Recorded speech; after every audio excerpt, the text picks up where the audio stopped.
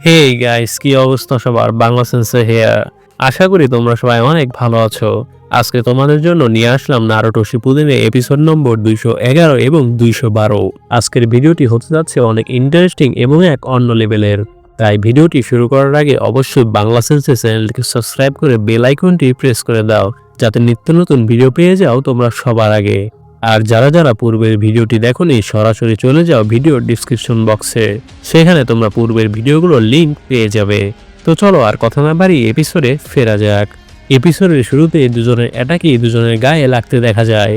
Danzo সাসকেকে বলে ইতাচির কাছে গিয়ে তার কাছ থেকে লেকচার শোনো বলে কুনাই সাসকের ভেতর থেকে বের করতে থাকে। কারিন মনে মনে বলতে থাকে হচ্ছেটা কি। ডানজো সাসকেকে বলে তুমি ভেবেছিলে আমার ইজানাগির মধ্যেও আমাকে মারতে পারবে? তখনই ডানজো একটু পরে অবাক হয়ে যায়। সে মনে মনে বলে এর মানেটা কি? ইজানাগি কি অ্যাক্টিভেট হয়নি? কারণ ইজানাগি অ্যাক্টিভেট হলে সাসকের চিদরি ডানজোর লাগতো না, কিন্তু এবার সাসকের অ্যাটাক ডানজোর শরীরে লেগেছে। মাদারা বলতে থাকে যেমনটা ডানজো বলেছিল, সাসকের গেনজুৎসু ইতাচির থেকে ভিন্ন। ডানজো দেখতে পায় তার হাতের শেষ শারিনগানটি বন্ধ হয়ে যেতে। সাসকে বলে তুমি এখন ইতাচির সাথে দেখা করতে চলেছ, এবং ডানজো বসে পড়ে। সাসকে অনেক হাঁপিয়ে যায়। কারিন মনে মনে বলে যেমনটা আমি ভেবেছিলাম, এটাই আসল ডানজো, তাকে সাসকে মারতে পেরেছে। ডানজো আবারও উঠে সাসকেকে মারতে গেলে পড়ে যায়। মাদারা বলে ইতাচির সুকুয়োমির সাথে এর কোনো তুলনায় চলে না। ইতাচি গেনজুৎসুর মধ্যে সময়কে ইচ্ছে মতো ম্যানিপুলেট করত, কিন্তু আসল ট্রিক হলো দুর্বল গেনজুৎসুকে ঠিকমতো কাজে খাটানো, যেটা সাসকে এখানে করেছে। ইতাচির গেনজুৎসুর সাথে সাসকের গেনজুৎসু আসলে কিছুই না, এটার সাথে ওটার কোনো তুলনায় চলে না। কিন্তু সাসকে তার দুর্বল গেনজুৎসুকে ঠিকমতো ইউজ করতে জানে। ইজানাগি ব্যবহার করে কাজ শেষ হওয়ার পর একটি শারিনগান অকেজো হয়ে যায়। একটি চোখ প্রায় 60 সেকেন্ড পর্যন্ত এই জুৎসুকে অ্যাক্টিভ রাখে। সাসকে আসলে বুঝে শুনেই করেছিল অ্যাটাকটা। তার অ্যাটাকের লক্ষ্য ছিল ডানজোর শারিনগান একে একে সম্পূর্ণ বন্ধ করে দেওয়া। সে ঠিকই জানতো সে কি করেছে। এই কারণেই তাদের অ্যাটাকের ঠিক আগে ডানজোর ডান হাতে থাকা সব শারিনগানই বন্ধ হয়ে গিয়েছিল। সাসকে একজন উচিহা, আর তার কাছে আছে মাঙ্গেকিও শারিনগান। এক মুহূর্তে ডানজোর টের পাওয়ার আগেই সাসকে পর্যবেক্ষণ করে ফেলেছিল। তার পর্যবেক্ষণ শক্তি ডানজোর চেয়ে অনেক তীক্ষ্ণ ছিল।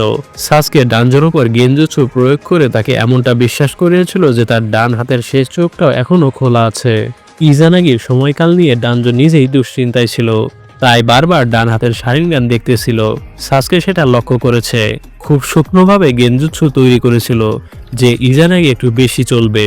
সাসকে আগে নিশ্চিত হয়ে গিয়েছিল যে ডানজোকে গেনজুৎসুতে ফেলা সম্ভব, আর ঠিক সেই সুযোগটাই সে ধরে নিয়েছে। আর ডানজো, তুমি শারিনগানের অধিকারী হওয়া সত্ত্বেও যুদ্ধক্ষেত্রে সেটা কিভাবে ইউজফুল ভাবে ব্যবহার করতে হয় তা তুমি হালকাভাবে নিয়েছিলে। তোমার ওই আত্মবিশ্বাসী শেষ পর্যন্ত তোমার পরাজয় ডেকে এনেছে। সাসকে ডানজোকে বলে উচিহাকে আন্ডার এস্টিমেট করো না। মাদারা বলে ডানজো সিসুইয়ের চোখটা ব্যবহার করতে পারেনি, তার আগেই সাসকে তাকে কোণঠাসা করে ফেলেছে। দেখে মনে হচ্ছে খুব শিগগিরই আমি সিসুইয়ের চোখটা নিতে পারবো। ফাউন্ডেশনের লোকদের আন্ডারগ্রাউন্ডের নিচে লুকিয়ে থাকাই উচিত ছিল। এরপর সাসকেকে হাঁপিয়ে পড়ে যেতে দেখা যায়। কারিন সেখানে এসে হাত এগিয়ে দিয়ে বলে কামড় দাও তাড়াতাড়ি। সাসকে কারিনের হাতে কামড় দিয়ে তাকে হিল হতে থাকে। মাদার বলে ওই মেয়েটাকে আনা একটা বুদ্ধিমত্তার সিদ্ধান্ত ছিল, সে অনেক ইউজফুল। আমি বুঝতে পারছি সাসকে কেন তাকে চুজ করেছে। এরপর ডানজো হাঁপিয়ে হাঁপিয়ে বলতে থাকে কিভাবে ওই ছেলেটির সামনে সবাই হারতে পারে। আমি এখনই এখানে মরতে পারি না। আমরা দেখতে পারি ডানজোর ডান হাত থেকে গাছ সৃষ্টি হচ্ছে। ডানজো মনে মনে বলে এভাবে চলতে থাকলে ফার্স্ট হোকাগের সেল আমার বডি নিয়ে নেবে বলে ডানজো তার ডান হাত নিজের শরীর থেকে ছাড়িয়ে ফেলে। মাদারা বলে সে মৃত্যুর অনেক কাছাকাছি, চাকরা কন্ট্রোল করার ক্ষমতা হারিয়ে ফেলেছে। হাসিরামার পাওয়ার কন্ট্রোল করা এত সহজ নয়, মানে হাসিরামা সেল কন্ট্রোল করা অনেক কঠিন। সেটা কেউ কন্ট্রোল না করলে হাসিরামা সেল তার শরীরকে বশে নিয়ে নেবে। এরপর ডানজো তার মাথার ব্যান্ডেজ খুলে ফেলে এবং সিসুইয়ের চোখ দেখা যায়। মাদারা বলে তার চোখের ভিজুয়াল পাওয়ার ফিরে এসেছে বুঝলাম। সে ইজানাগি ব্যবহার করতে চেয়েছিল যতক্ষণ না সিসুইয়ের চোখ পুরোপুরি ঠিক হয়ে যায়। তখনই সাসকে চিদরি দিয়ে ছুটে আসে ডানজোকে মারতে, কিন্তু ডানজো তাড়াতাড়ি করে পেছনে গিয়ে কারিনকে ধরে ফেলে। সাসকেকে অনেক রেগে যেতে দেখা যায়। মাদার বলে ডানজো ঠিক করেছে, সিসুইয়ের ভিজুয়াল পাওয়ার দিয়ে সে ঠিক কি করবে তা ঠিক করেছে। গেনজুৎসুর জন্য ব্যবহার করবে নাকি ইজানাগির জন্য চোখটি স্যাক্রিফাইস করবে। ডানজো কারিনকে ধরে সাসকেকে বলে তুমি তোমার ভিজুয়াল পাওয়ার একটু বেশি ব্যবহার করে ফেলেছ। ডানজো মনে মনে বলে সাসকে আর ইউজফুল নয় যেমন ভেবেছিলাম। আমাকে গেনজুৎসুর আওতায় এনে যাকে নিয়ন্ত্রণ করতে হবে সে হলো মাদারা উচিহা। সময় নষ্ট করতে পারি না, আমার আঘাত অনেক গভীর। মাদারা বলতে থাকে, সাসকে এখন তুমি কি করবে? সে তো কারিনকে ধরে ফেলেছে। সাসকে ডানজোকে বলে, কতই না হাস্যকর যে তুমি আত্মত্যাগকে মহান মনে করতে সেই তুমি কাউকে বন্দি করে রেখেছ। ডানজো বলে, আমার জীবনকে আমি দামি মনে করি না, কিন্তু আমি এখানে মরতে পারি না। যে কোনো উপায়ে আমাকে বাঁচতেই হবে, কারণ এই নিনজা ওয়ার্ল্ডকে একমাত্র আমি বদলে দিতে পারি। আর সেই লক্ষ্যের জন্য এই মেয়েটি তার জীবন স্যাক্রিফাইস করবে। কারিন বলতে থাকে, সাসকে বাঁচাও আমাকে। সাসকে বলে, নড়াচড়া করো না কারিন। এবং সাসকে বাড়তি কোনো ঝামেলা ছাড়াই চিদরি কারিন সহ ডানজোকে সরাসরি ঢুকিয়ে দেয়। কারিন এতে হতবাক হয়ে যায়। এজন্য আমার সাসকেকে পছন্দ হয় না। ডানজো মনে মনে বলে, হোস্টেস থাকা সত্ত্বেও সে আমার ভাইটাল স্পটে মেরেছে। মাদারা বলে, এটাই আমি দেখতে চেয়েছিলাম। সাসকে ইতাচির উদ্দেশ্যে বলে, ভাই একজন শেষ। মাদারা বলে, ডানজো এবার তুমি ইজানাগি ব্যবহার করার সময়ই পাওনি, তাই না? কারিনের মুখ দিয়ে রক্ত বের হতে থাকে, কারণ সাসকে কারিন সহ ডানজোকেও মেরেছে এবং কারিন মানতেই পারছে না যে সাসকে তাকে মেরেছে। সাসকে বলে, কারিন তুমি যেহেতু নিজেকে বন্দী হতে দিলে সেহেতু এখন তুমি আমার জন্য বোঝা ছাড়া কিছুই নও। ডানজো কারিনকে ছেড়ে দিলে কারিন নিচে পড়ে যায়। এরপর শুরু হয় আইকনিক একটা সিন। ডানজো আদমরা হয়ে নেংড়িয়ে নেংড়িয়ে দৌড়াতে থাকে বাঁচতে, আর সাসকে হেঁটে হেঁটে ডানজোর পেছনে পেছনে হাঁটতে থাকে। এরপর ডানজোর সামনে মাদারা এসে পড়ে। মাদারা বলে, ডানজো আমি সিসুইয়ের চোখ নিয়ে নিচ্ছি। এই শুনে সাসকে ইতাচির কথা মনে পড়ে। কতগুলো উচিয়া ইন্সপেক্টর এসেছিল ইতাচির বাড়িতে, তারা ইতাচিকে ইনডাইরেক্টলি ভাবে বলে তুমি সিসুইকে মেরেছ। সাসকে বর্তমানে বলে, তো ডানজো সিসুইয়ের চোখ নিয়েছে। এরপরে আমরা ডানজোর ব্যাকস্টোরি দেখতে পাই। কেউ কুনায় বম দিয়ে ডানজোকে অ্যাটাক করে। সেখান থেকে হিরুজেন সারাডোবি ডানজোকে বাঁচিয়ে নিয়ে আসে। হিরুজেন ডানজোকে ধরে বলে, তুমি ঠিক আছো? ডানজো হিরুজনের হাত ছাড়িয়ে রেগে বলে, তুমি এর মাঝে এসেছিলে কেন? হিরুজন বলে, এমনটা বলো না, এ সময় আমরা কমরেডস হারাতে পারি না। ডানজো তার সামনে আরো দুজন কমরেডসদের দেখতে পেলে বলে, তোমরা বেশি এসেছো? তারা বলে, হ্যাঁ, এখন কি করব আমরা হিরুজেন? হিরুজেন বলে, আমাদের সেকেন্ড হোকাগের সাথে দেখা করা উচিত। আসলে সেকেন্ড হোকাগে মানে টোবিরামা স্টুডেন্ট ছিল হিরুজেন আর ডানজো। ছোটবেলা থেকে ডানজো হিরুজেনকে হিংসা করত। এরপর তারা সবাই টোবিরামার সাথে দেখা করে। টোবিরামা মাটিতে হাত রেখেই বলে, এখানে 20 জনের মতো এনিমি আছে। তাদের স্কিল থেকে বোঝা যায় তারা হিডেন ক্লাউডের নিনজা। হোমুরা মানে একজন এল্ডার্স বলে, আপনাকে দিয়ে আমরা 7 জন রয়েছি, আমরা সংখ্যায় অনেক কম। কোহাকু বলে, শান্ত হও, এনিমিরা এখনো আমাদের লোকেশন জানে না, আমাদের অপেক্ষা করে থাকতে হবে যতক্ষণ না সুযোগ পেয়ে বেরিয়ে যেতে পারি। একজন নিনজা বলে, তাহলে আমাদের মধ্যে একজনকে এনিমিদের মনোযোগ নষ্ট করতে হবে। আর একজন নিনজা বলে, এতগুলো এনিমিকে বিভ্রান্ত করা নিশ্চিত মৃত্যু, এটি তো করবেটা কে? ডানজো মনে মনে বলে, আমি একজন শিনোবি, আমি ডিসিশন নিয়ে ফেলেছি, ব্যাটেলফিল্ডে একজন সত্যিকারের শিনোবিদের মতো মারা যাব। আর সারোটোবি, তুমি এখন কি ভাবছো? তুমি কি সেই স্যাক্রিফাইসটা করবে এখন? ডানজো নিজে নিজে মনে মনে বলতে থাকে, তুমি তো শিনোবিদের মতো মরতে চাও, তো বলো, বলছো না কেন তুমি? তখনই সারাটোবি বলে ওঠে, আমি করব এটা। ডানজো এ শুনে হতবাক হয়ে যায়। আসলে সারাটোবি সবসময় ডানজোর থেকে এগিয়ে ছিল, এজন্য ডানজো তাকে হিংসা করত। একজন নিনজা সারাটোবিকে জিজ্ঞেস করে, কিন্তু কেন? সারাটোবি বলে, চিন্তা করো না, আমার হয়তো দেখতে এমন, কিন্তু আমি তোমাদের সবার থেকে বেটার, আমি মরবো না। ডানজো মনে মনে বলে, আমার কাঁপাকাঁপি থেমে গেছে, আমি একটা কাপুরুষ, মনের গভীরে কোথাও আমি স্বস্তি অনুভব করছি। আসলে ডানজো চাইছে যে সে এনিমিদের বিভ্রান্ত করে মারা যাক, কিন্তু তার মনকে সে কিছুতেই মানাতে পারছে না। সে অনেক ভয় পাচ্ছে, কারণ সে জানে তাদের হাতে সে মারা যাবেই। সারাডোবি ডানজোদের কাঁধে হাত রেখে বলে, অন্যদের খেয়াল রেখো, আমি জানি তুমি রাখবে। ডানজো সারাডোবির হাত সরিয়ে চিল্লিয়ে বলে, চুপ থাকো, আমি এনিমিদের বিভ্রান্ত করতে চাচ্ছিলাম, নায়ক সাজার চেষ্টা করো না, আমি এনিমিদের টোপ হয়ে যাব। আমার বাবা গ্র্যান্ডফাদাররা দুজনে ব্যাটেলফিল্ডে মারা গেছেন, নিজেকে আত্মত্যাগ করা একজন শিরোবীদের কাজ। তখনই টোবিরামা বলে, আমি এনিমিদের টোপ হব, তোমরা সবাই ইয়াং, তোমাদের মধ্যে উইল অফ ফায়ার আছে, ভবিষ্যতে লিফকে বাঁচাবে তোমরা। ডানজো বলে, না, আপনি এটা করতে পারেন না, আপনি একজন হোকাগে, আপনার থেকে ভিলেজে আর কোনো মহান শিরোবী নেই। টোবিরামা বলে, ডানজো তুমি আর সারোডোবি সবসময় একে অপরের সাথে প্রতিযোগিতা করো, কিন্তু এখানে যা প্রয়োজন তা হলো তোমাদের এক হয়ে কাজ করা, এটাকে ব্যক্তিগত লড়াই বানিও না। সত্যি কথা হলো, সিদ্ধান্ত নিতে তুমি অনেক সময় নিয়ে ফেলেছো, প্রথমে নিজের দিকে তাকাও, নিজেকে বোঝো, না হলে তোমার কারণে তোমার কমরেডসরা বিপদে পড়বে। যাই হোক, ডানজো আর সারুটোবি, তোমরা দুজনে এখনো ইয়াং, তাই তাড়াহুড়ো করো না। তোমাদের সময় একদিন আসবে, সেই সময় আসা পর্যন্ত বেঁচে থাকো। রুবিরামা দাঁড়িয়ে সারুটোবিকে বলে, সারু, ভিলেজকে যারা ভালোবাসে এবং তোমার ওপর বিশ্বাস রাখে তাদের রক্ষা করো। যাদের হাতে তুমি পরবর্তী প্রজন্মকে আস্থা হিসেবে দিতে পারো তাদের লালন পালন করো। আগামীকাল থেকে তুমি হোকাগে। সারুটোবি, হিডেন লিফের খেয়াল রেখো। এ শুনে ডানজোর মাথায় আকাশ ভেঙে পড়ে। সারুটোবি বলে, হ্যাঁ স্যার। ডানজো রেগে মনে মনে বলে, তুমি সবসময় আমার থেকে এগিয়ে থাকো। ডানজো বর্তমানে এসব ভাবতে থাকে। ডানজো চিল্লিয়ে বলে, নিনজা ওয়ার্ল্ডের জন্য, হিডেন লিফের জন্য আমি তোমাদের দুজনকে বাঁচতে দেব না। বলে তার শরীরে সিলিং চলে আসতে দেখা যায়। মাদারা বলে, এটা হলো রিভার্স টেট্রাগ্রাম সিলিং জুৎসু। সাসকে, এখান থেকে সরে যাও। বলে মাদারা চলে যায় সেখান থেকে। ডানজো মনে মনে বলে, হিরুজেন, এখন আমার সময় আত্মত্যাগ করার। আমরা হিরুজেনকে ওরোচিমারুর সাথে ফাইট করে আত্মত্যাগ করতে দেখি।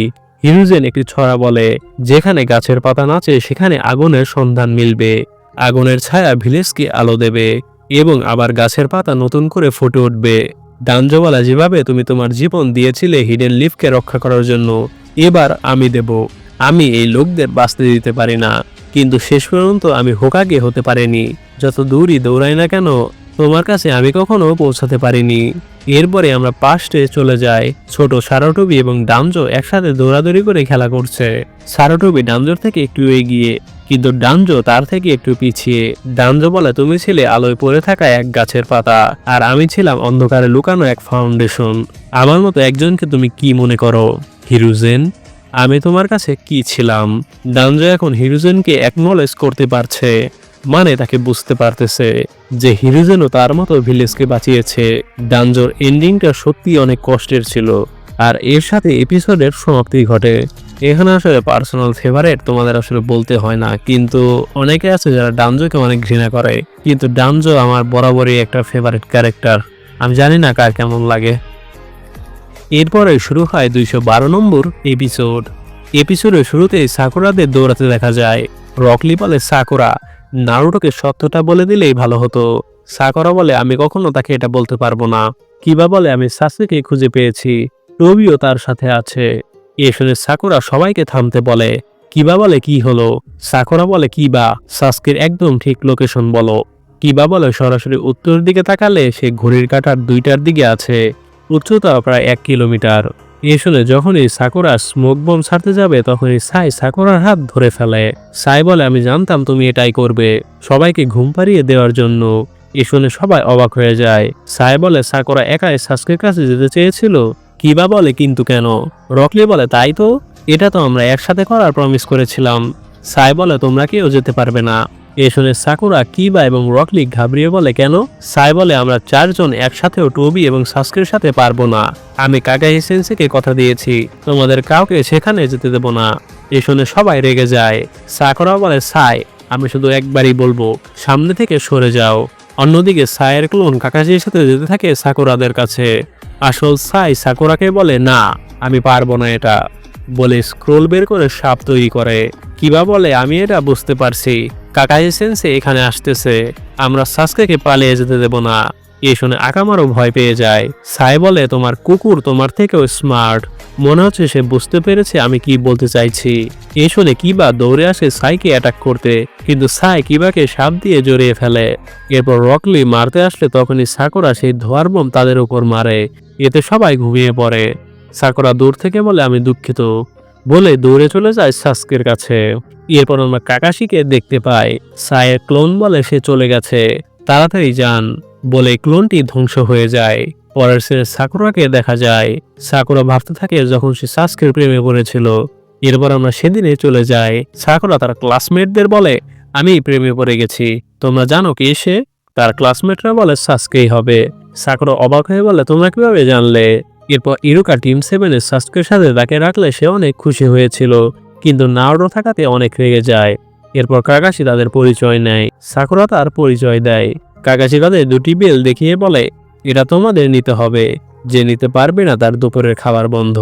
মিশনে নারুটো হেরে গেলে কাকাশি তাকে বেঁধে রাখে এবং সাকুরা আর সাসকেকে শুধু খাবার দেয়। নারুটোর খিদা লাগলে সাসকে তার খাবার নারুটোকে দিয়ে দেয়। সাকুরা প্রথমে এতে সাসকেকে মানা করলো, পরে সাকুরাও নিজে তার খাবার নারুটোকে দেয়। তখনই সেখানে কাকাশি এসে সবাইকে বলে তোমরা পাস করে গেছো। এরপর টিম কাকাশিরা মিশনে গেলে সাকুরা শুধু সাসকের সাথে হাঁটতো। দেখা যায় চুনির এক্সামে ওরোচিমারও সাসকেকে কার্স মার্ক দিয়েছিল। সাসকে সাকুরাকে কার্স মার্কের ব্যাপারটা গোপন রাখতে বলে। এরপর একদিন সাসকে নারুটোকে চ্যালেঞ্জ জানায় যে তার সাথে ফাইট করার জন্য।